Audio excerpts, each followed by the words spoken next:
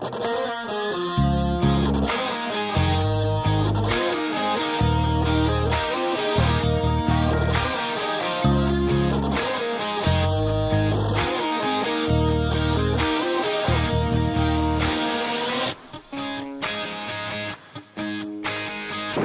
afternoon, everyone. I hope you're doing well on a Saturday, and thank you for joining Real Estate with Ryan. As always, my name is Ryan Coleman, owner of Hometown Realty, and usually with my lovely co-host, but she couldn't be here today, so solo in the studios here with Adam. So hope you're doing well. As you know, the weather's changing and the spring market is upon us. About time to get some nice weather out here. And as you're looking into the housing market, things are booming. So I want to start the show with a little bit of update for you, stats on the market, what you can expect in your backyard, and some of those things that online is not going to give you some stats. So if you currently have your home on the market and you're like some of our clients, we've had a strong surge of activity and maybe we've missed a showing here or there. Some of it's kind of dissipated. We're talking to a client off air. Some of the showings, the agents didn't show up. And I think you got to think about seasonality and where we're at. It's very, very normal, and it happens during the time this year. So with the weather that we've had here in East Tennessee, we had a later spring push than normal. Okay, and so when we're snowing in April, that always brings things to the hold. Now the challenge with that, more specifically, is when everything's coming on the market at one time, there's kind of a snowball effect of properties coming on the market. Now, if you're a current seller and don't have a contract yet, how that will affect you is that may have showings to slow down. We may have agents that don't show up on the property. All those things come into play. And let me give you these numbers and you can kind of relate to what we're going through and know it's normal and know that there's a surge and this is not going to happen throughout the year. So we just got to work through that. And that's why, of course, you need a great agent in your corner understanding the market and can guide you through that process. But let's go through the month of April. How many new homes were on the market? Now, I'm going to give you a sample of not our whole MLS, but a good portion. So if you're in Knox County, Blount County, Roane County, and Sevier County, we're going to use that as the baseline that this study has done. In the month of April, 1,805 homes on the market. So April 1st through the 30th, 1,805 homes on the market. Now in April, we had 366 that actually went under contract. Okay, in the month of April, we had 1,204 actually close. Now, get this. First week in May, 388 properties hit the market in the first week. So that's giving you a little indication of what you're seeing is a large push of inventory come on the market. Homes are pending, but that may affect your showings, that may affect your feedback, and of course, we need to look at position. We always talk about what we were talking in our show prior about getting ahead of the market, getting ahead of that spring rush. If you remember in January and February, what we were talking about is getting in front of the market, not chasing the market. Well, now everything's come on the market and we understand that there's a lot of competition. Remember, buyers are going to be buying homes and they're in comparison shopping mode. You know, buyers want it for as cheap as they can get it, the best deal. Don't we all want the best deal that we can get? So understanding that it's going to be a price point. So maybe if you had your property on the market and for some reason you didn't get a contract in the first couple of weeks, we need to go back and look at pricing and understand where we're at. Because more than likely of those 1,800 homes on the market, you may have been, let's say you were in the top 3 showing, you may have adjusted down to number 5, number 7. Maybe you're all the way down to number 10 with the amount of homes in the market. So we need to look back and reposition us in market space. We need to redo the marketing and things like that to put you back to the top 3 showings in your area. So keep that in mind. That is your stats for the day, and we've got a great topic for you.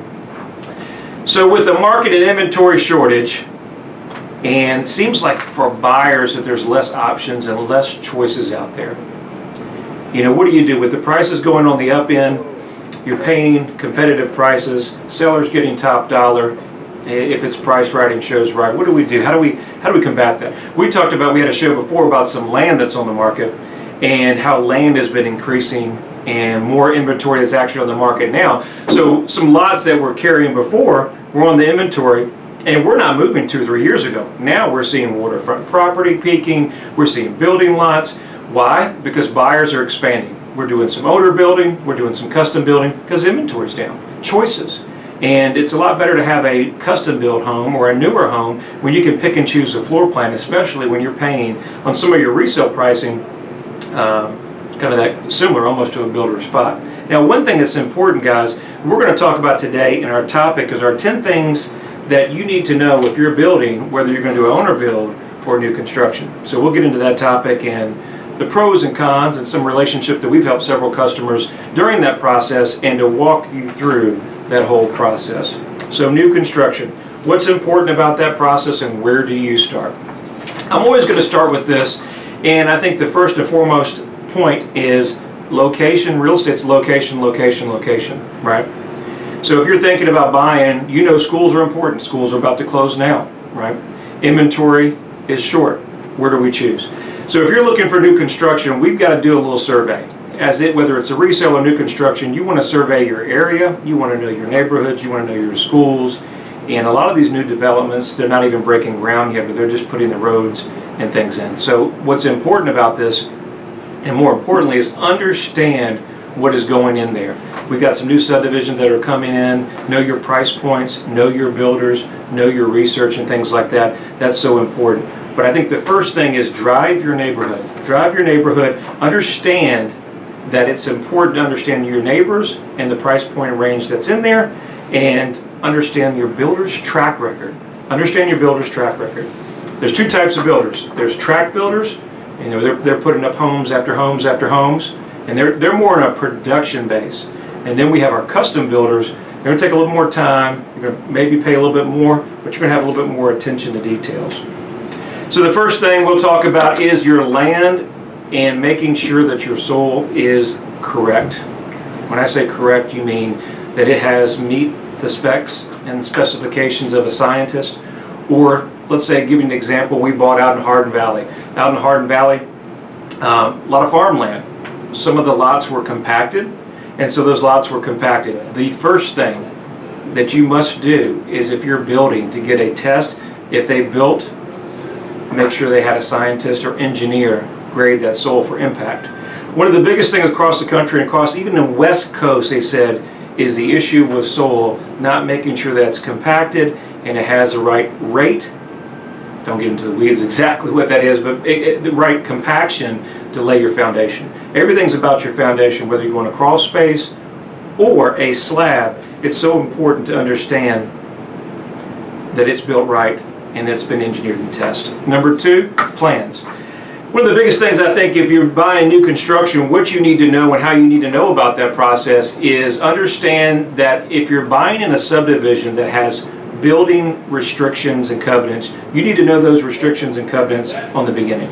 Is it going to be builder HOA managed? What is builder HOA managed? A lot of these subdivisions require where the builder will come in and they'll set stages and certain restrictions that they'll manage until they finish the 161 homes or 200 homes in the home site, and then eventually they will get out of there and they'll turn into an owner association that will take over that. So keep that in mind. Who's going to manage the association? And most importantly, understand where we're in the building process. One of the things that when we look for our home, and kind of maybe you guys can relate, we know the market's good now, but with all things they come to an opportunity where they may not be so good, and the market could change on a dime. What's important if you're purchasing new construction is understanding who's in the neighborhood and the opportunity of that builder if the market does change. So some brand new subdivisions, let's use Hardin Valley because that's our backyard of what we've got there. You see all the growth and opportunity out there. We've got some track builders and we have some custom builders. What's important to know is some of those subdivisions are just now breaking ground. They may be another 12 months, 16 months out. We're expecting next year that the rates to increase, and I expect that there'll be some changing on pricing. Not major, but there'll be some adjustment with the interest rates. There's going to be some adjustments and some opportunity on pricing. So I think foremost is understand when you go into a subdivision, make sure if you're the first one, you're not the largest home in there, and you have your exit strategy. I think your exit strategy is key, because guys, you never know if you're going to get transferred. You never know. You don't want to be the largest guy in the neighborhood, and you need to sell, even though you're not expected to sell, and you're not able to do that. One of the biggest things April and I were talking about prior to the show is going in the model home, and you're always going to see all the bells and whistles of the property. And they've got it to the top, to the T, everything you can think about. But what I want you to look at, and which we'll catch on the other side of the break, is how can you purchase that new construction, save the most amount of money, but not be the highest price in the neighborhood. We're going to talk about that on the other side of the break. We're also going to talk about things that your builder won't tell you. Things your builder won't tell you. And yes, just because it's new construction, there's some room for negotiation. Stay with us. You're listening to Real Estate with Ryan, and we're going to catch you on the other side of the break.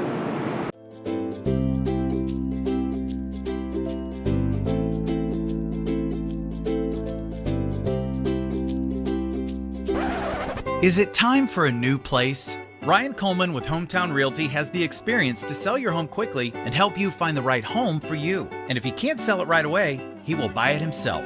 Life changes, and sometimes your home needs do too. Buying or selling, turn to someone you know you can trust. Ryan Coleman at Hometown Realty.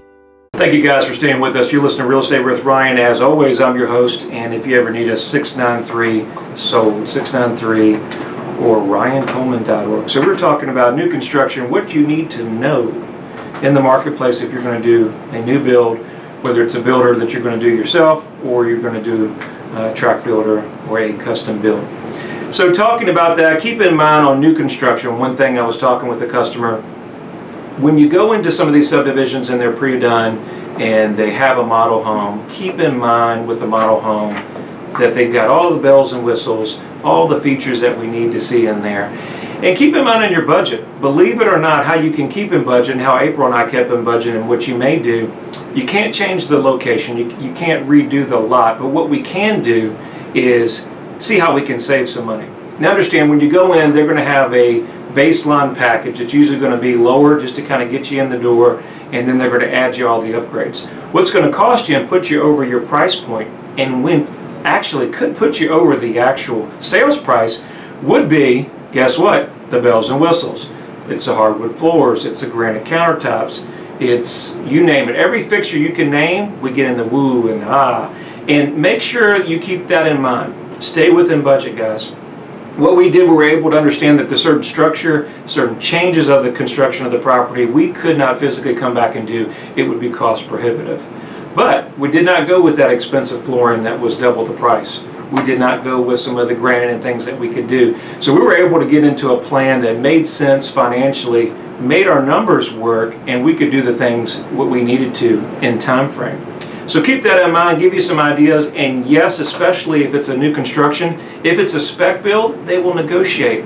Everything's for negotiation, guys. Listen, new construction, a lot of the builders have timelines, whether it's the end of the month, beginning of the month. What you need to understand is everything is negotiable. When you go into your new construction purchase, a lot of times the builders are going to use their own forms. So the first thing I would also caution you is to make sure that you review that contract and understand it thoroughly. You've got to have a great agent that's done a lot of new construction. We would always be glad to help you, but make sure that you're walking through the process. The second thing that we see all the time, and is a big contingency, and you must have it in your contract. Listen, if you're going to sell your property and it's contingent upon you selling, put it in the contract. Make sure you have that it's contingent upon the sale. If you don't, you run a big risk of losing your escrow money. Sometimes the escrow money is $5,000 to $10,000. And a lot of times when you're working with the builder's agent, guess what? They represent the builder. A lot of times we'll also get into the financing. A lot of times that they'll want you to use their own title company, your own mortgage company. I strongly urge you to shop around. A lot of times they're designed for the builder and only for the builder. Now builders, you may not like that, I understand that. It is a business, but buyers, we're here for your side. We're talking about what you need to do to save money, and we're always looking out for your interests. So make sure you shop around. What you think may be getting a deal could be overinflated in pricing, could have extra fees that you're paying for that really is not a good deal. So it always pays to shop and have an agent walking you through that process to see what's good. I'll give you an example about using the builder's lender that may not be an advantage. By having a good lender and somebody working for you, an agent working for you, we closed on ours, but our neighbor was not that lucky. They actually had to close without sod and some things that were not finished. And obviously you know that this is going to be one of the most stressful moves that you're going to have to make.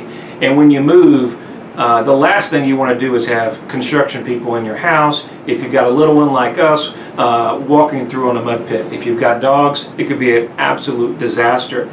So unfortunately, how these contracts are written, and if you don't have somebody working for you, the lender, the builder's lender, will force you to move and close really quickly, whether the home's done or not. So these are things that are advantage. Working with the lender, working with a great agent in your corner are going to avoid those kind of pitfalls. Let's talk about the stalk the construction site. This is my wife all day. So if you're doing a build, and if you're doing it either way, you want to make sure you walk the construction site. You want to check it 2 or 3 times a week. You want to make sure, I know my wife was kicking up cans and cigarette butts and very, very detailed, but make sure you're paying attention to the site.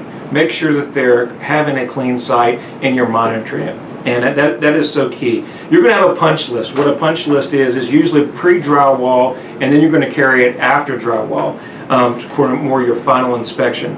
I think one of the biggest things that most people would not think on new construction, and I would urge, is, well, it's new construction, I don't need an inspector. And I would strongly suggest it's worth the $500 or $600 that you pay for the inspector, and here's why. Now we know that on some of these tract builders, they're building them by numbers, and they're building them by the quicker that they get them done, the quicker they go on to the next one. You've seen it, and I've seen it. They put them up quicker than we expect. But for you, the homeowner, this is going to be your life. You plan maybe be there 20, 30 years, raise your kids, your family. You want $300,000, $400,000. You want $300,000 or $400,000 in quality. And it's only important that nobody's going to pay attention to your money except you. And so it's important that we do this inspection pre-done. I'll tell you why we did one and what we found. So some of those items that with the home inspector or the county on the framing inspection, if you think they'll catch it, you may be wrong. If you're counting on the county to catch your inspections, I promise you, you may be sadly mistaken. Why? I don't know.